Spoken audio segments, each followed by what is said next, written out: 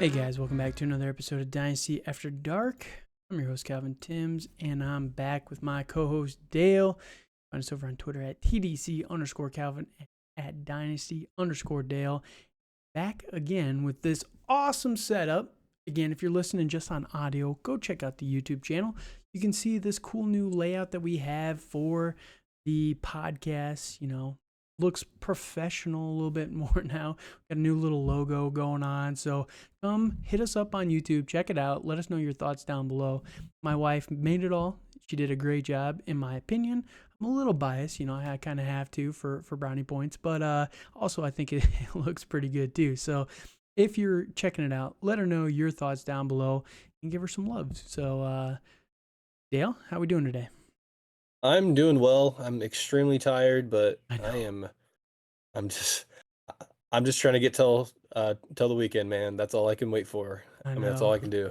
It's if you're listening to this and you're not from the Midwest, right now is rough because it is just allergy season. I don't know if it's like this on the Mm-hmm. coast. I really don't, but oh I my doubt it. It's gosh, probably man. not. It's allergy season. The weather's up and topsy-turvy. I It's spring know. one day, it's summer the next. I know. It's going to be winter here soon, so Probably. Yeah, I heard it's gonna start to snow next week. So, I would not be surprised. No, it's just, dude, I've been so tired this week too. I don't know what it is, but yeah, it's gotta Well, be the out. All right. So that said, again, check us out on YouTube. Let us know your thoughts down below. While you're over there, please subscribe to the channel. Leave a like, leave a comment, anything to help us with the algorithm. You can do this on the audio versions as well. Podcast is out there. If you are just looking for the audio only version on Spotify, Google, Apple, anywhere that podcasts are really found, find a niche one where we're not found. I apologize, but we're there pretty much everywhere. yeah. That said, today we're going to be talking about breakout candidates. As you saw from the cool infographic, they're breaking out of jail. They're being Ooh. imprisoned by their teams, I guess, Mm-hmm. or their situations. But we got 3 guys each that we're going to be talking about as breakout candidates, and these are guys. So we were talking a little bit before we went live on what a breakout candidate entails, essentially. Mm-hmm. And I think the way that we're going to classify this is guys who have not finished as top 10 players. Mm-hmm. And we think that they're going to make a push to finish as top 10 this upcoming season because of a situation change, whatever. We think that they're going to return massively on their value. And the 3 guys that I picked are going much, much later in overall ADP and rankings right now. So they're Yeah. guys that I think are going to be massive steals for your teams right now. And yeah, hopefully you can go and get these guys cheap in your leagues if you want to compete. Or if you want to get a guy, even if you're in rebuild, it doesn't hurt to get some of these guys because I think that they're going to spike in value and you can, Yep. flip them, kind of like flipping houses, right? You go and you buy it cheap and then you wait for it to get a little bit better and then you sell it for more, right? So Yep. doesn't 100%. hurt rebuilding teams, doesn't hurt contenders, anything like that. So Dale, how about you kick us off with your first guy here today? All right. All right. So my first one is going to be wide receiver Jahan Dotson from the Manders. And Washington yeah, Commanders.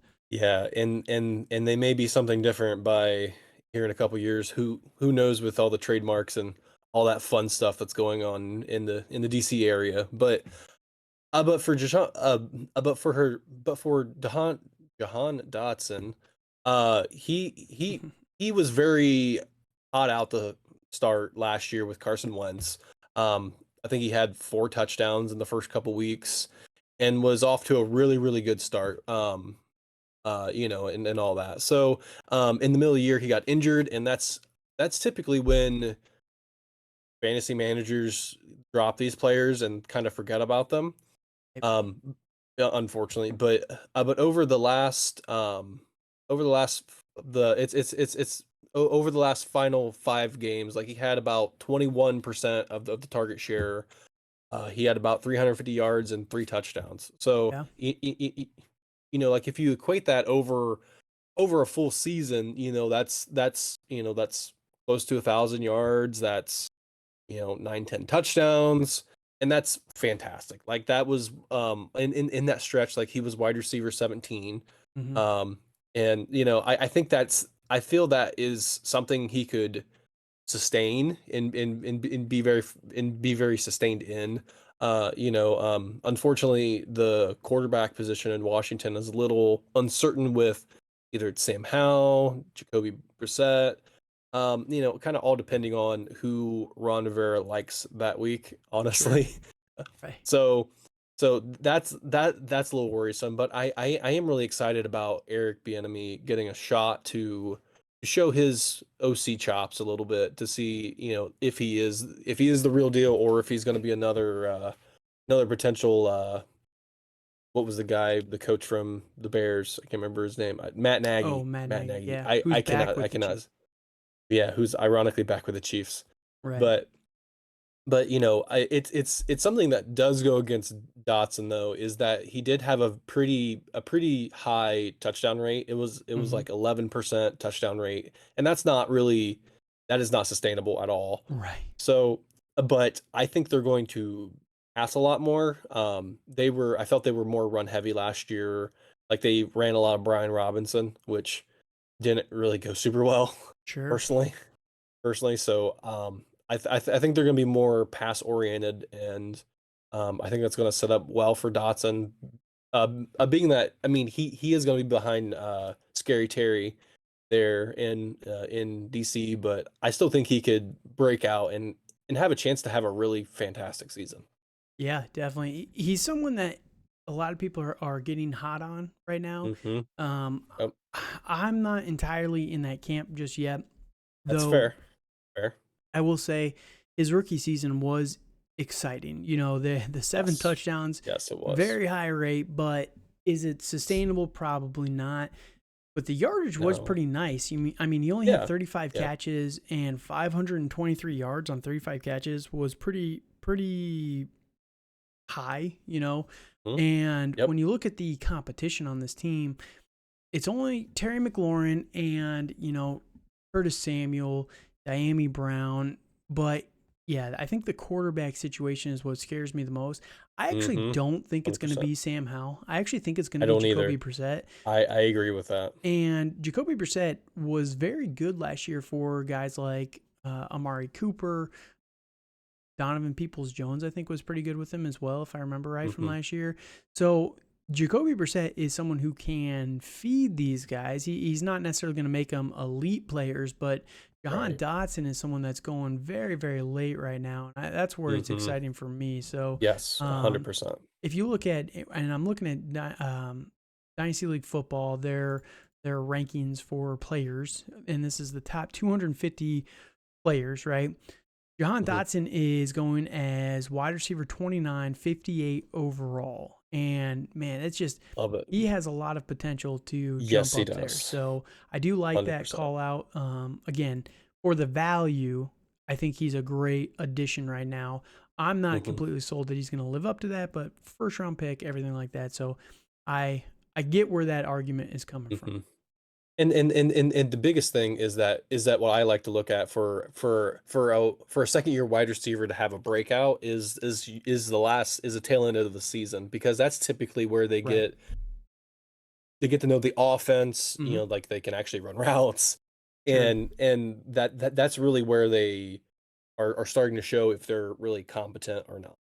Sure. No, it's a good So, point. So, that said, I'm actually going to pivot into another Mander over here ooh, as ooh, my first breakout player, and that's going to be Antonio Gibson. And yeah, this is a player who you're going to say, oh, he's not a breakout candidate. He's 24 years old. What are we doing here? But Antonio Gibson, if you look, and if you're on YouTube, or if you're not on YouTube, go check out YouTube. I got the graphics up here. But he has never finished as a top 10 guy. And again, that's what we kind of established as a breakout candidate. He finished as 13 his rookie season, 12 overall in PPR leagues his second year in the league, and 27 last year. Now, you can say, oh, well, he was extremely efficient at finding the end zone those first 2 years, and last year the variance went away from him. That's entirely possible. But at the same time, his usage just got absolutely massacred for really no reason. Ron Rivera came out after the season and said, we need to get the ball to Antonio Gibson. Well, you know who controls that? You. You control that. Mm-hmm. And you can see that when he was given the opportunity, more than just, 3 carries for 6 yards, right? He was pretty good. Now, the last 2 seasons combined, he's had 110 targets, which is nuts for a wide receiver. Yes. You mentioned Eric Bieniemy as well. And, Matt Nagy gets a bad rap. He still was able to produce in that Chicago system. The offense did move. It was just, he had Mitch Trubisky, who we know now is garbage. Nick Foles was just not the guy. And, he really didn't have much time with Justin Fields because the roster was terrible, and you can get into all of that. But Matt Nagy was not that bad. If Eric Bieniemy can be Matt Nagy, even if he can be Matt Nagy, I think this offense is going to be pretty good. And I think that if you look at all those systems, the Chiefs, the Matt Nagy Chicago Bears, they always had a running back that was very, very useful, right? Now, the Chiefs the last couple of years have not had a guy. They wanted Clyde Edwards-Helaire to be that guy. But what was Clyde Edwards-Helaire's calling card, right? He was a good pass catcher in college. Mm-hmm.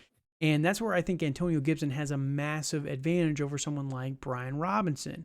Now, again, you go and look at Antonio Gibson and his overall rankings on Dynasty League football, and this is just absolutely egregious. I couldn't even find him earlier. That's how far down he was. It's going to take me a minute to find him again. He's running back 36 overall in their rankings. Rankings. He's behind guys like Khalil Herbert, Devin Achane, Isaiah Pacheco, Alexander Madison. James Cook is ahead of him. I mean, what are we doing here? Antonio Gibson is in line, and he's going 104 overall. Or, that's just, it's wild to me, man. He's in line for probably 70 targets. He's going to be Jacoby Brissett's best friend. Jacoby Brissett does like to dump off to the running back position. He likes to target the tight end position as well, and I don't think that the Commanders have a good tight end option. I know people are excited about Logan Thomas from 3 years ago when he showed like a 6-game stretch of where he was decent, but Logan Thomas and John Bates aren't the guys to me, which means that those dump-offs are probably going to go to guys like Antonio Gibson. This entire training camp, they've been lining him up as a wide receiver more, which is what he was in college. That's what his skill set has been this entire time. He's not a grinder like they made him do in his second season, right, where he had 258 carries. That's not what he's good for. He's good because you want to get him in space, and he can make plays that way. So I think Antonio Gibson, again, you can make the argument that, he's already kind of been up there and we're seeing the decline. But a guy that finished 13 overall as a rookie, 12 overall as a sophomore player, has a nose for the end zone. And this team, I think, is going to be much better with someone like Jacoby Brissett and Eric Bieniemy. I think he's going to make a massive splash for the Washington Commanders. Yeah, I love that. I've actually been trying to pick Gibson up in a lot of leagues because I think he's going to have a fantastic year, and I just think he's going to be that guy that is what Eric Bieniemy wanted in Kansas City. Mm-hmm. So, quick question: what would you be willing to give up for Antonio Gibson right now? I would probably like a mid-second. I think you can get him for that for sure right now. Yes. Like maybe even a high second. Like I think he's going to outperform that pretty heavily, in my opinion. Yes, I agree. Well, and unfortunately, people have been burnt by Gibson the past couple of years, and some of them want to get off of him, and that they just aren't interested in him. So sure. And the one thing, Dotson, his value right now, I think it'd take a late first, if you haven't drafted your rookies yet, a late first. And that's where it's kind of interesting. That's the realm where you got guys like Josh Downs or Marvin Mims or these kind of players. And Jahan Dotson versus those guys, I'd probably take Jahan Dotson because he has the first round I draft would. capital. They Yes. traded up Yep. for him. Like Yep. things are going well for him. I'd probably Yes. take him for that if you haven't picked in 2023.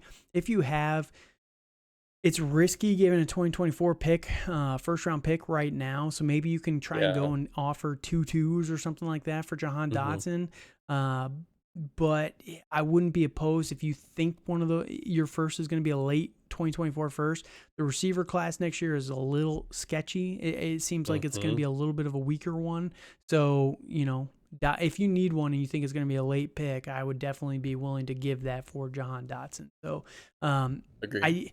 I didn't really talk about him too much just because I think people paid a first for him last Hmm. year or fringe first. So people Yeah. just aren't really moving off of that at this point in time. So, Yeah. No. I fully agree with that. Like, if you can get him for like a late first or early second this year, which yeah. I tried to trade for him in like the 201, Mm-hmm. and the guy didn't really budge. But I get it Right. because people have that value invested in them. Yep. So, all right. Who's your number 2 player that we're going to talk about here today? All right, so my next guy is the guy I love to talk about and have loved to talk about for many, many years. My guy, J.K. Dobbins. And I know I probably have beat a dead horse here about talking about Dobbins, but I really think the switch is going to flip and it's going to go into overdrive here. So it's the biggest thing that limits J.K. Dobbins, in my opinion. Well, there's a couple things. One is Lamar Jackson, but the other thing is that, well, that's really the thing is Lamar Jackson. It's his running, and that he doesn't really dump it off as much to the running back, Right. which I think like 8% of his career targets have gone to the running back, which is not very good. Mm-hmm. I do know when Mark Ingram was there in Baltimore that like he had quite a few short touchdown catches that Jackson threw, and I really feel Dobbins can do a lot of that. It's just given the chance. And with Todd Monken's offense, I think it's Mm-hmm. gonna be more pass friendly. Right. Anything to get away from what Greg Roman was doing, it was Right. archaic. I get it for. I mean, it works for a couple years, but Right. then It always gets figured out. Yeah. it always gets figured out. It's extremely predictable. I think And I will say this. I think Greg Roman is good for young quarterbacks, absolutely. young mobile quarterbacks, Yes. because he's able Yes. to let them do what they do best while learning how to play in the league, right? Yes. And the problem is, I just think it's kind of like it's like Tinker Toys for, you want to Yeah. be playing with it just doesn't go. It's not super advanced. It just doesn't have the Right. next Right. level. That's where I think it kind of struggles. But it is good Right. for someone like Lamar Jackson who needs to learn a little bit when he's coming out. Yeah. So, but Well, yeah, and I feel Greg Roman got more shelf life because Lamar had his MVP season, and he yeah, had yep, and he had a crazy touchdown percentage, yep. that wasn't sustainable for that offense. So, Right, and I you know, think you that know, the Ravens are a pretty good team too. They're mhm, not one of those guys who's just gonna turn over just to turn over, So, um, yes. yeah. But go ahead, keep Yeah, going. so I think Dobbins has really big potential to be an RB1 this year. If you listen to our hot takes, he was my jalapeno spice. Like Hmm. I kind of feel there's been a lot of smoke to that. Sure. But again, like I always look at the last few weeks of the season are extremely important on how players tend to project into the next year. Right. I do understand that in that like last year people got burnt by J.K. Dobbins, but that's because he wasn't healthy yet. Right. And Right. people think that like it's an ACL tear and they can be Adrian Peterson and come back in 9 months, but every injury is different. Mm-hmm. And I think we're getting a little smarter on that and more aware of that. But in weeks 14 through the wild card game, like he averaged around 90 yards a game and 14 carries, which is fantastic in a Greg Roman offense. I really do, and I really feel he could sustain that. I think he went off in the wild card game. He had over 100 yards. He had a Mm-hmm. touchdown. Yeah. Against the Bengals. So if we stat that out for a 17 game season, that's 1,700 yards. Yeah. No, I So definitely agree. Could be very, so very good. I don't think he's necessarily going to get that because of the length of the season. He may not play all the games potentially, but I wouldn't be shocked if he had a 1,500 yard season, and caught, maybe 20, 25 balls, and was more of the Derrick Henry light type that we see, Mm-hmm. and can be dominant. And plus he's going into a contract year. Sure. And I know running backs want to try to make their money when they can. Yeah, So definitely. I really think JK is going to make the push to be one of the better runners in the league. Sure. Yeah, we've talked about JK a lot, so there's not much for me to A lot. not much for Yeah, me to add. a I lot. agree. I think that he's definitely in line. If you look at the overall rankings, he is RB 17, 53 Mhm. overall. So I do think that there's definitely room for growth. You got guys like Oh yeah. Nick Chubb ahead of him, Ramondre Stevenson, which again, go back to the spicy takes. Mhm. I'm not that high on Yep. Ramondre. Derrick Henry still ahead of him. So Mhm. there's a few guys up there. I mean, Kenneth Walker's still going ahead of him. I do think that J.K. Dobbins can definitely finish ahead of Kenny Three Sticks. Yeah. So there's a few players up there that I do think that they're getting a little bit of love that should be going JK's way. So that said, there's not too much for me to add there. So I'll use that to transition into my number 2, and that is going to be Treylon Burks, wide receiver for the Tennessee Oh. Titans. And Treylon Burks is someone who's very interesting. People are kind of either in or out on Mhm. Treylon Burks. It feels like Yep. people love him or they hate him. Yep. He was very highly ranked last year, and that's where it gets tough, right? Because he was my number 1 wide receiver. I think that this dude is just an absolute tank, right? You see the height and the weight here, 6'2", 225. He's a big dude. He had a little bit of the asthma. He came out and was not healthy. I think he got banged up No. in training camp. Never really got healthy until the end of the season. And again, like Dale was kind of saying, missed a little bit at the end of the year as well. But the Titans last year were just a nightmare situation.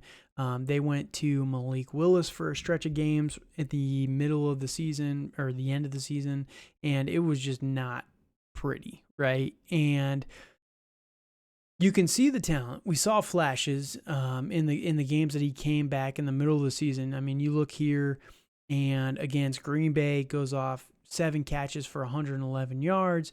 The next week against Cincinnati, 4 catches for 70 yards. The next week was the crazy catch. I don't know if people remember this. He had 1 catch for 25 yards for a touchdown. He catches the ball and gets a nasty concussion as he's catching the ball, right? And just gets absolutely wrecked. Misses another stretch of games there. Comes back 4 for 66, 4 for 19 to finish out the season. I think better days are ahead. People are freaking out because there's the potential that DeAndre Hopkins goes to this team, but are we really that worried about Treylon Burks with DeAndre Hopkins? I mean, they're going to be the number 1 and the number 2, and DeAndre Hopkins, you can love DeAndre Hopkins, but he is well past his prime, and if the last couple of years have said anything about his health, he is not going to be able to make it through an entire season. So why are we fading a 23-year-old who showed promise for the potential of someone like DeAndre Hopkins, who hasn't even signed with the team? He's meeting, excuse me, he's meeting with every single team out there in the NFL right now, even the New England Patriots with Bill O'Brien, who he went on a podcast and said he absolutely hated Bill O'Brien, but obviously he's willing to go work with him again. So, Right. DeAndre Hopkins is a good player. And if he goes to Tennessee, I'm not concerned whatsoever. Ryan Tannehill will be back as the starting quarterback for this team. And, with Ryan Tannehill, that's when Treylon Burks was doing pretty well. Tannehill got banged up at the end of the year, and it was just not a good situation. Tannehill has never been the pillar of health, I'll say. He's kind of always getting banged up with something or other, but they do have Will Levis on this team now as well. And we're not the biggest fans of Will Levis, but I don't think that Will Levis, from a fantasy perspective, is going to be a bad thing for Treylon Burks. Will Levis, the reason why we don't really like him is he does a lot of dumb stuff, right? But Yeah. he does give his guys opportunities, and that's where I think Treylon Burks is going to be able to be just fine with someone like a Will Levis if it came to that in this upcoming season. So Treylon Burks, I'm still all in on him, and I know there's a lot of people out there that still are. But if you look at, again, we're going to Dynasty League football, looking at their top 250 rankings, Treylon Burks is ranked as wide receiver number 21. You got guys like Jackson Smith-Njigba, and I love Jackson Smith-Njigba, but he should not be ahead of someone like Treylon Burks. The opportunity for Treylon Burks is much, much higher. Devonta Smith, I mean, we've got two guys from the Philadelphia Eagles offense as top 12 guys. Well, the volume is not there for that. That if Treylon Burks is the guy in Tennessee, he's definitely going to finish higher than Devonta Smith. You've got guys like Michael Pittman up there. It's just, there is definitely room for growth. DK Metcalf.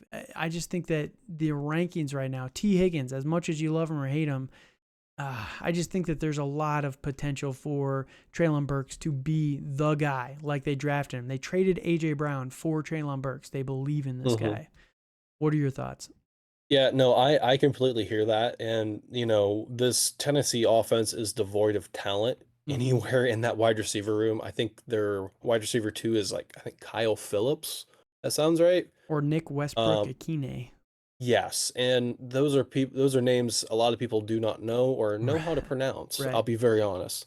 So, unfortunately, even if Hopkins is there, they're gonna throw the ball at least, probably 25 to 30 times a game. They're probably gonna be in most games. So, I think they're gonna be competitive enough to throw the ball quite a bit more. Sure. I know the Malik Willis experiment was a disaster, to say the least. And I wouldn't be surprised if he's cut from the team. I wouldn't be shocked. I wouldn't be shocked either. So, and I think Tannehill is going to be there for at least this year, and off to Will Levis land. So should be interesting. So yeah. All right. So quickly, we'll talk about J.K. Dobbins trade value. What are you willing to give up for him? Like a late first? Yes. Mid-first? I would do a late. I wouldn't go quite mid first. Okay. I would go late first. I still like some of those wide. I wouldn't trade. I would rather have Jahmyr Gibbs than Dobbins. I would rather have, I would probably rather have Addison or Quentin Johnson. I agree with that. Yep. Yeah, I kind of then maybe after that it's Zay Flowers as typically going there. Maybe some of the tight ends. Yeah, I'd rather have Dobbins over Flowers. I think. And then yes. What about Dalton Kincaid? I think I would rather Dobbins. I was about to say I'd rather have Dobbins. I at that point in picks, I'd rather have the known player than the rookie. Sure. All right, Treylon Burks. What about him in terms of first round pick? He's extremely tricky. He's very tricky because personally, I would rather have Treylon Burks than Jordan Addison. I'd rather have him than JSN, just because of the opportunity that he has this year. Right. Again, I love JSN, but I'm just nervous about his short term. I think you can buy him cheaper next year because he's not going to be able to produce for fantasy football, right? So Treylon Burks, I'd rather have him than JSN. So, I'm willing to go high, and I don't think you're going to have to pay that for him. I would think a fair price is a mid first round pick. Right. And I don't think you're even going to have to give that. I think you could probably get him for 8 to 10 if you had one, so you could offer maybe the 106 and get Treylon Burks and maybe a second back or something like that. That's where I think that his value is pretty depressed if you're finding someone that's willing to move off of him. Yeah, now, again, he's kind of 50-50, so you might find someone in your league Is that absolutely loves him. So the loves them. sixth pick, Yeah, it's you'd have to be possible. offering the 103 or something. But Hmm. yeah, it's just for me, Treylon Burks, I would rather have him than most of the receivers this year. I think Quentin Johnson, I think I'd rather take a shot on him just because of that offense, Right. and Justin Herbert and the opportunity. Again, Mike Williams, there's no sign that he's even healthy right now. So, and then Keenan Allen, I love him, but he's a ticking time bomb as well at this point in his career. So, Hmm. yeah, Treylon Burks, I'd take over most of the other wide receivers, though. Yeah. Agreed. All right, so Tennessee leads right into your last guy. We're going to do these Yeah. last two pretty quickly here. We'll just kind of Hmm. touch on them. Who is your Yep. last guy here? It's it's uh it's Okonkwo, if I could say his On name. Anquo? Yeah, Okonkwo. Yeah, Yeah, Okonkwo. there we go. He has been skyrocketing upwards. I know. He's been screaming up there. Yeah. I'm gonna say this again. Like, people in the fantasy community love the last few weeks in the fantasy season and and the regular season. And with that, like he was averaging about 4.5 targets a game, like 3.5 receptions, 40 yards, and Mm-hmm. about and about a half a touchdown a game, which for a tight end is pretty fantastic. Yeah. It's to be very honest. It's it and with that for a 17 game pace, it's about 60 receptions, almost 700 yards, 5 touchdowns, and almost 80 targets. So I Mm-hmm. think anybody would be happy with that. And based on last year's stat lines, like that would be tight end 9 and 10, around that you know.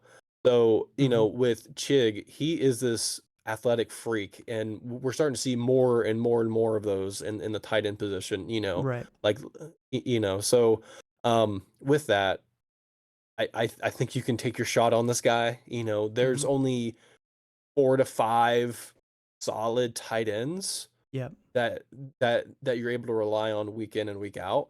And I think if you have Chig, that he's one that I think is going to stick probably more than like a Dulcich, or I really like Trey McBride, but what they're doing in Arizona is not good, and I don't like it. And I almost picked him, but I think they're going to be really gross, and I don't want to have my guy as a gross team, you know.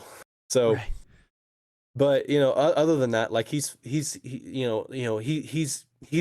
gonna be fighting targets with Treylon Burks mainly. Yeah. I mean, he's the And number two in my opinion. yeah, he is as of right now. So, I think he has the potential to have some really solid weeks at the tight end position. Mm-hmm. And and especially in PPR, I think he's going to be pretty solid. If your tight end can give you between 10 and 15 points every week, I think that's a win, Yeah. in all Definitely. honesty. And that's what I feel Chig could do this year, Yep. easily. Yeah, he was averaging about 10 points a week for a Mm, lot of the back half of the yeah. stretch. So Yep. now he's someone that's interesting. I think that he's a little small for the tight end. He's Yeah. 6'3", Yeah. 238, about 240, which is tiny. It's more like he's a big wide receiver, essentially. And that's kind of how Right. he plays, right? If you look at his stats from last year, he averaged 14.06 yards per catch, which he was just popping off. You get him the ball in space, and he was just breaking big runs constantly. Hmm. So I think that's where he's a little bit more interesting. I think that there's a lot of potential there. Again, I think that he could be the number two option in this offense for targets. And, even Tennessee, who's going to want to run the ball a ton, they have to pass at least 400 to 450, 500 times, right? So Hmm. just to be competitive in the NFL. So I think if Chig can carve out about 100 targets, which I think is definitely possible in this Yeah. offense, he's going to be interesting for fantasy football. So just a name to keep in mind out there. And I was just looking at his DLF rating. So he's currently the tight end number 18 behind Cole Kmet, Sam Laporta, Dalton Schultz, Trey McBride, Evan Ingram, Michael Mayer, Hmm. Greg Dulcich, who you mentioned before as well. And you look at it, he is the 157 overall player. Now, Wild. yeah, I know tight ends are rough. That probably feels about right, to be honest, with overall ranking. But tight end 18, he definitely has the potential to finish top 10. Now, at tight end, that's not necessarily the most exciting thing, but I think, like Dale said, he could be someone who's very consistent at a position that is very roller coaster, right? Up and down every single week. So let's assume non-tight end premium. What are you willing to give up for him? And then tight end premium, how does that change? Yeah, I think I'll start off by saying for tight end premium, I think it changes a lot Okay. it's because of the volatility of the tight end position that it's really scary with a lot of these guys. I probably I'm trying to I think I would in Dynasty I'd rather have, I think I'd rather have Michael Mayer because I think he's just a better Right. talent, Yep.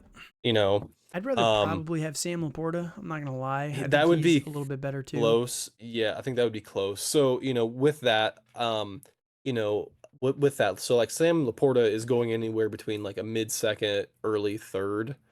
So In non-tight I end premium, well, I in tight end in premium, he's some going up to in like 112 to right. the early third. I was in a tight end premium league where he went like 302. I know So he's going anywhere yeah. from. I was in one where he went 112, and then I was in one where he went Hmm. like 301, and I was like, Right. wow, the range on him is just crazy. But I think as time goes on here, it's starting to settle out a little bit more, and that's where he's kind of he's kind of starting to settle into upper half of the second round, and that's where, yeah, I think if you want Chig, you have to offer an early second for him Right. to Yes. go get him, Yes. and that's in a tight Yeah. end premium. So So non-tight end premium, I mean, late second just to go get him, and I'd probably be fine right. with it. Um, those are all stabs in the dark anyway at that point. So Absolutely. taking a shot on Chig, who could be very consistent, feels fine for me. So, um, any last thoughts on Chig? No, I think he's a very interesting breakout candidate, and I think if anybody could break out, in the tight end land scheme, it would be him. Sure. Yeah, that was. Yeah, I was trying to find one. It was It's rough. Like tough. Greg Dulcich was the It's other guy I was tough. thinking about, but yeah, it's not exciting. So my last guy I'm going to talk about really quickly is going to be Mac Jones, and this is not an exciting player. He's a quarterback Mm-mm. for my New England Patriots. But here's the thing: I think Mac Jones is being kind of ridiculously undervalued right now. Like if you look at DLF, and this is why I thought this was wild, man. He is currently the quarterback number 27, 193 overall. He's going behind Jordan Love. He's going behind Matt Stafford, Geno Smith, Derek Carr, Kenny Pickett, Russell Wilson, Daniel Jones. He's going right in Mm-hmm. front of Brock Purdy and Will Levis. Like Mac Jones has been way undervalued, and I understand it. So his rookie year finished as the number 18 overall quarterback in 4-point passing touchdown leagues. 22 touchdowns, 13 interceptions. Last year, massive regression, and it's almost like there's correlation with that because they brought in Joe Judge and Matt Patricia to run our offense, Mm-hmm. and the offense sucked. It was terrible. Yup. Mac Jones was bad. This offense was bad. It was hard to watch, and people go, Mac Jones just might not be very good. And it's like, what? They got Bill O'Brien, who always had a good offense with the Houston Texans. Not a great GM, not a very good GM whatsoever, but he made Deshaun Watson look amazing. This offense is going to be so much better. It's going to be Mm-hmm. insane. It's going to make people's heads snap. And when you're paying quarterback number 27 prices for Mac Jones, and I think he's going to finish around 13 to 14, maybe top 10. I think he could definitely get there. I think the touchdowns are going to make a massive uptick this upcoming season. I think Right. he could finish around 35 touchdowns. And you're saying, but this team sucks. It's not that bad, man. I really think, and this is not me just being a homer, I've been banging on the Patriots for years now. Juju Smith-Schuster is a very, very good slot wide receiver for this team. Kendrick Bourne has shown that he can play. Devontae Parker, when he's healthy and is out there, he's pretty decent, right? Tyquan Thornton, we're going to be running 12 personnel very heavily. Hunter Henry, very good player. Very, very good player. Matt Patricia and Joe Judge could not scheme open a tight end to save their lives last year. We bring in Mike Gesicki, who is not a blocker. He is an inline runner, right? He is going to be a slot guy, and he's going to be someone who is going to get a lot of opportunity. And we see from his time in Miami, when he's given a ton of opportunity, he's pretty dang good, in my opinion. He's not a top 5 guy. Mike Gesicki almost could have been my breakout candidate for tight end. But, I just think that the weapons on this team are not as bad as people think. Then you go to the running back position. Everyone is just slobbering over Ramondre Stevenson right now. I'm a little bit more down on him because I think the other players on this team are going to get a lot of targets. But we just talked about this on the last episode. He had 80-some targets last year. If he continues that, which is entirely possible, I don't think it's going to happen, but it's entirely possible, this offense is going to be humming, man. And then you got Pierre Strong, who is a very good pass catcher out of the backfield as well. So the weapons, they're not exciting. It's not a good offense. If they get someone like DeAndre Hopkins out here, this offense is going to be way better. I think that DeAndre Hopkins replaces Kendrick Bourne. Maybe Kendrick Bourne comes in as a specialty play kind of guy. But Juju Smith-Schuster and DeAndre Hopkins with Devontae Parker on the other side, it's a good offense. It's very, very good. Then you get the 2 tight ends in there. So I think Mac Jones is being underrated, criminally underrated. And you can get him for almost for free for what he's going to be able to give you this upcoming season. So what are your thoughts on Mac Jones? And we'll talk about his trade value quickly. I don't like Mac Jones. I've kind of felt that. I felt like when he was in college, he was a product of his environment. Having a good offensive coordinator, a good offense around him, and Nick Saban being the head coach. So I'm not a big Mac Jones guy. I don't think there's any way he finishes top 10. I think New England's going to be really bad as a team as a whole. I mean, their offense will be better. They have to be better than last year. If not, that means Bill O'Brien's cooked and doesn't know what he's doing. Right. He was just the head or the offensive coordinator for Bryce Young, who everyone is just slobbering. I understand that, but I also think a child could coach better than what Matt Patricia did last year. So, for sure. So just being very honest. So, I can maybe see him being like top 15, but I don't think he's going to be any higher than. I mean, still that's not bad. It's 27 to 15. That's a steal. Like. If you're getting 15, it can be. Yes. I just think the value on Mac Jones, and I think he does have the potential. Again, we disagree on that. Kirk Cousins has done it in the past. I think of him as more of like a Kirk Cousins type of player. He's not the same as Kirk Cousins. Kirk Cousins, I think, has a better deep ball, but I do think that is kind of the ceiling play. I don't ever think Mac Jones is going to be a top 5 guy, but I think on a good year, he can finish right around like Jared Goff level of player. And Jared Goff can finish top 10 when the offense is working well for him. And I think, like I said, if we all think that the offense is going to be better than last year, the Patriots were like 1 game away from playoffs last year. This team is good. It's a good team. The defense did not get worse. I think it's going to be just fine under Bill Belichick, and they're going to have a lot of opportunities. The offense got a little bit better, in my opinion. So we'll see. We'll see. And, I could be wrong on this one, but I just think that the value is just definitely there. So quickly, what would you be willing to trade for Mac Jones right now in a super flex? Probably, I would rather have the top 3 quarterbacks ahead of Mac Jones. Right. Fair. Would you rather have Mac Jones or Will Levis? Mac Jones. Yeah. Yeah, because I know Mac Jones is going to start. Yeah, is the biggest thing, right? Honestly, so that's part of it for me. So, so that's a late first right there. Yeah, yeah, it is, unfortunately. So I And I wouldn't think want. if you're getting him for I mean, that, again, I think he's going to be I better than Bryce Young for sure. I fair, yeah, and I think people will be happy to get a late first out. Oh, for sure. Yeah, definitely. I don't even think So he'd take that. You I might be able to think, get him for a second. yeah, yeah, I think people would be so happy to do that. So Yep. yeah. All right, so that's our thoughts on Mac Jones, last of the breakout candidates. You can let us know your thoughts on these these players that we named here today down below on YouTube. You can leave us a comment, hit us up on Twitter. Again, you can find us on Twitter at TDC_Calvin, at Dynasty_Dale. Dale, any last thoughts before we wrap this one up? Send it on home. All right. That said, thank you guys for joining us tonight. We're going to be back next week with a couple more episodes.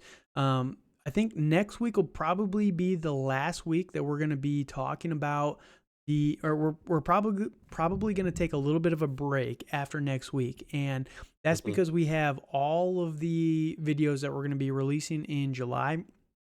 We're already starting working on the thumbnails and getting it all ready and compiled. So, every single day in the month of July, we're going to be releasing a recap video of the offseason changes for every team in the NFL. That's going to go through all the coaching changes, all the players that they added, all the players that they lost in the free agency this last offseason, all the players they added in the draft, and any injuries or anything like that they've had up to this point. So it's going to be a busy month. We're going to be dropping one a day. You guys will definitely be able to check it out and see the impacts fantasy-wise for all of your players, and that's going to be fine for redraft or dynasty as well. So we're excited. It's going to be a lot of work, so we might take 1 week off here after next week, but yeah, it's going to be a fun time, and we're definitely going to get you guys everything you need. So that said, thank you guys again for joining us. Like, comment, subscribe, do all that stuff on the video. Just help us out with the algorithm. Until next time, have a good night.